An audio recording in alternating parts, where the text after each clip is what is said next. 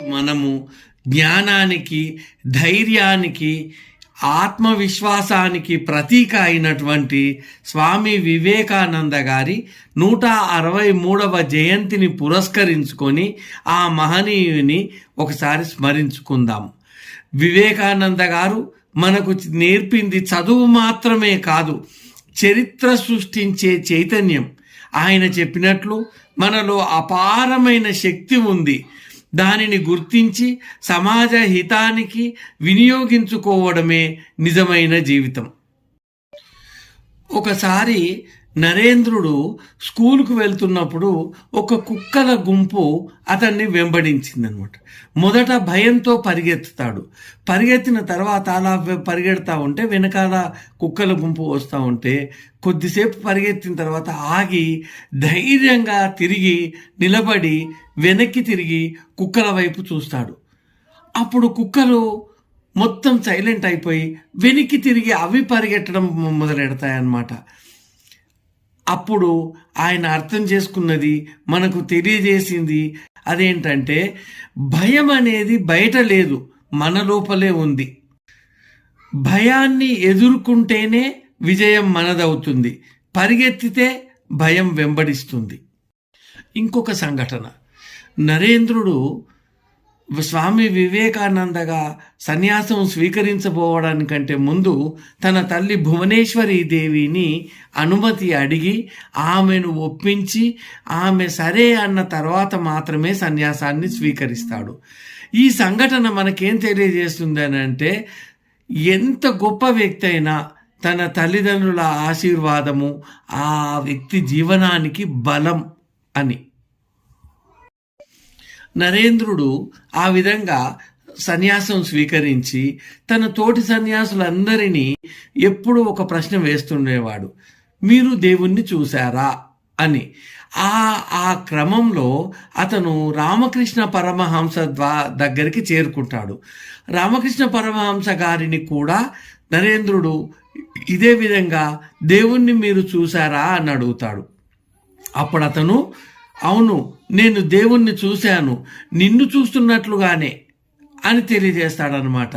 ఈ ఒక్క మాట నరేంద్రుడి జీవితం మొత్తాన్ని మార్చేసింది. అప్పుడు అతను అర్థం చేసుకున్నది ఏంటంటే అంధవిశ్వాసం కాదు, అనుభవమే నిజమైన విశ్వాసము అని.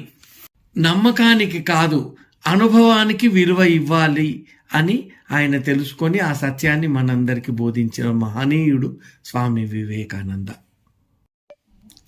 స్వామి వివేకానంద రామకృష్ణ పరమహంస గారు తీవ్రమైన అనారోగ్యానికి గురైనప్పుడు అన్నీ వదిలేసి ఆయన సేవలో నిమగ్నమై ఆయనకు శుశ్రూష చేసి ఆయనకు ఆనందాన్ని కలగజేస్తాడనమాట. తన కష్టాన్ని కూడా పక్కన పెట్టి గురువును సేవించాడు. అంటే ఈ సంఘటన నుండి మనం తెలుసుకోవాల్సిందేనంటే గురువు అంటే మాటలతో కాదు, త్యాగంతో గుర్తించాలి అని ఆయన చేష్టల ద్వారా మనకు తెలియపరిచాడు. వివేకానంద స్వామీజీ దేశమంతా తిరుగుతూ గడుపుతున్న కాలంలో కొన్నిసార్లు తిండి కూడా లేకుండా గడిపిన రోజులున్నాయి, అలాగే బట్టలకు లేకుండా గడిపిన రోజులున్నాయి, కష్టసాధ్యమైన రోజులు కూడా గడిపినవి ఉన్నాయి. కానీ ఎప్పుడు అతను తన ఆత్మగౌరవాన్ని కోల్పోలేదు. అట్లాంటి పరిస్థితులు ఆయన అన్నమాట ఒకటి ఎంత బలవత్తరమైనది అని అంటే బలహీనతే పాపం. అంటే నీ ఈ కష్టాలు, డబ్బులు ఉండొచ్చు, కష్టాలు రావచ్చు, కానీ బలహీనత పడ్డట్టుగా ఉంటే అది పాపంతో సమానము, దాన్ని మనం ముందుకు జయించలేము అని ఆయన తెలుసుకొని ఏ పరిస్థితుల్లో కూడా మన మనోబలాన్ని మనం కోల్పోకూడదు అని తెలియజేశాడు. ఇక్కడ మనము గ్రహించవలసింది ఏంటంటే మన జీవితంలో కూడా మనం ఎన్నో సమస్యలను ఎదుర్కొని ఉంటాము. ఆ సమస్యలను ఎదుర్కొనే సమయంలో నాకు కనుక ఇంత పెద్ద సమస్య వచ్చింది, దీన్ని ఎలా ఎదుర్కోగలనా లేనా అన్న ఆత్మవిశ్వాసాన్ని మనం కోల్పోయే అవకాశాలు ఉండుంటాయి. అట్లా ఆత్మవిశ్వాసం కోల్పోకుండా ఉంటేనే సమస్యను ఎదుర్కోగలుగుతాం. ఎందుకనంటే జీవితం కంటే సమస్య చాలా చిన్నది. జీవితంలో ఒక చిన్న భాగం మాత్రమే సమస్య.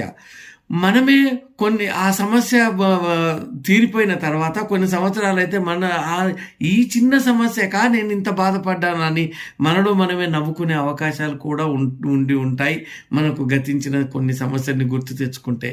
అవును కదా? స్వామీజీ ఎల్లప్పుడూ ఒక మాట బలంగా స్ఫుటంగా చెబుతూ ఉండేవాడు, నాకు దేవాలయాల కంటే యువతే ఎక్కువ ఇష్టం అని.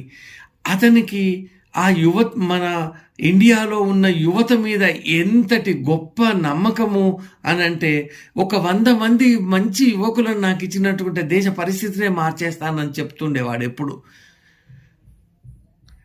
ఎందుకనంటే అతను నమ్మేది యువత దేశానికి బలము భవిష్యత్తు అని. యువత చదివితే దేశం ఎదుగుతుంది, యువత ఆలోచిస్తే సమాజం మారుతుంది, యువత కదిలితే చరిత్ర రాయబడుతుంది అని యువత గురించి అతనికి ప్రస్ఫుటమైన అభిప్రాయాలు ఉన్నాయి. స్వామీజీ గారు మరొక విషయం కూడా స్ఫుటంగా చెప్తుండేవారు, దరిద్ర నారాయణుని సేవే నాకు నిజమైన పూజ అని. అంటే మనిషిని సేవించడమే దేవుణ్ణి చేరుకునే దగ్గరైన మార్గము అని అతను బలంగా నమ్మేవాడు. పేదల సేవ నిజమైన దైవారాధన అని చెప్తూ ఉండేవాడు. ఇక్కడ దైవారాధన అన్నప్పుడు ఒక సంఘటన గుర్తొస్తుంది.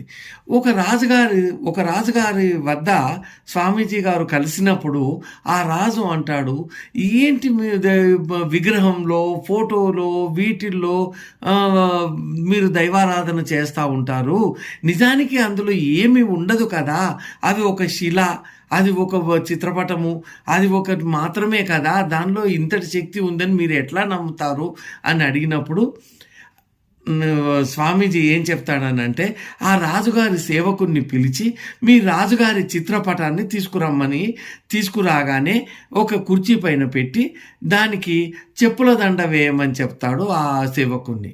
అతను భయపడుతూ అలాగే చేస్తే దానిపైన ఉమ్మేయమని చెప్తాడు. రాజు ఇదంతా గమనిస్తూ అగ్రహోదగ్రుడు అవుతుంటాడు. అయినా కానీ సేవకుడు భయపడతా ఉంటే నేను చెప్పినట్టుగా చేయమని చెప్తాడు. చెప్పిన తర్వాత ఆ చిత్రపటాన్ని తీసి కాలితో తొక్కు అని అంటాడు అనమాట. ఇక రాజుగారు పట్టలేని ఆవేశానికి గురయ్యి, ఏమిటి స్వామీజీ మీరు చేస్తున్న పని, అది నా ఫోటో అని చెప్పగానే అప్పుడు రాజుకు కనువిప్పు కలిగేలాగున ఏం చెప్తాడనంటే, ఇందులో మాంసాహారాలు లేవు కదా, నరాలు లేవు కదా, మీ శరీరం కాదు కదా, ఇది కేవలం మీ తైలవర్ణ చిత్రమే కదా, దీన్ని తొక్కితే మీకు ఎందుకు కోపం వస్తుంది, దైవారాధన అంటే కూడా అంతే అని తెలియచేస్తాడనమాట. ఈ అన్ని సంఘటనలు మనకు తెలియచెప్పేది ఒకటే, ధైర్యంగా ఉండండి, ఆత్మవిశ్వాసాన్ని పెంచుకోండి, సేవాభావంతో జీవించండి, దేశానికి ఉపయోగపడే జీవితాన్ని నిర్మించుకోండి అని. జై హింద్.